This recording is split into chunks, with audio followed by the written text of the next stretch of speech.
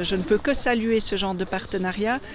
Nous, en tant que Musée national, on aime travailler avec les acteurs culturels autour de nous et qu'on puisse aussi montrer au grand public qu'il y a une histoire passionnante qui s'est déroulée sur ces terres, ces siècles passés, et qu'on n'a pas forcément besoin d'aller à l'étranger pour retrouver des choses intéressantes. Nous aussi, on a une histoire super intéressante. Une idée aussi bonne que celle qui m'a été proposée par les deux, par le syndic et la municipale Madame Monet de Gland, c'était une opportunité toute cuite qu'on me présentait comme ça. Il n'y avait qu'à entrer dans le projet et c'est pour ça que je l'ai défendu aussi facilement devant le conseil municipal qui l'a d'ailleurs plébiscité. Je pense qu'on a un passé qui est totalement méconnu.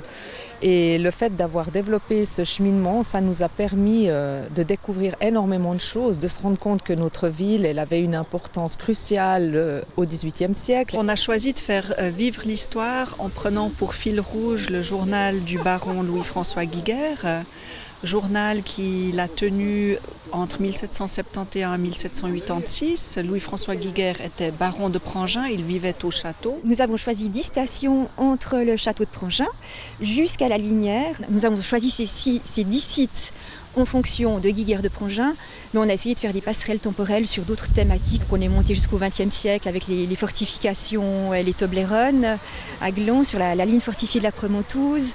On a aussi évoqué la clinique de la Linière qui existe depuis 1904. En s'arrêtant lors des stations, on a la possibilité de se connecter avec un QR code et on a la possibilité d'en apprendre beaucoup plus que ce qui est écrit sur le panneau.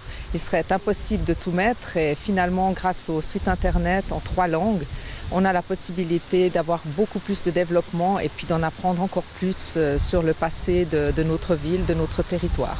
Envie de continuer avec peut-être d'autres communes? Dans un avenir idéal, si on pouvait prolonger ce sentier historique et en faire dans les 2 directions un sentier de plus en plus important, je pense que ce serait une idée culturellement extrêmement valable. On entend souvent que les communes sont soucieuses de garder leur particularité, leur propre identité. Aujourd'hui, le fait d'être associé en partenariat avec la ville de Prangin, sous la dénomination du terme « les terres du baron Giguère », est-ce que ça peut vous poser souci? Ah non, pas du tout, au contraire. C'est même l'intérêt de ce projet finalement et c'est aussi une des raisons pour laquelle il a été très très vite mis en place. C'est cette collaboration avec une autre commune, avec le savoir du château de Prangin qui nous a permis d'aller de l'avant. Je pense que si Gland avait voulu faire son cheminement tout seul, on ne serait pas là aujourd'hui. J'ai pas souvenir d'avoir entendu que les communes voulaient conserver leur identité, leur particularité dans des termes aussi vifs que vous le dites. Mais moi je crois plutôt qu'on est toujours plus fort ensemble et on est toujours plus intelligent ensemble.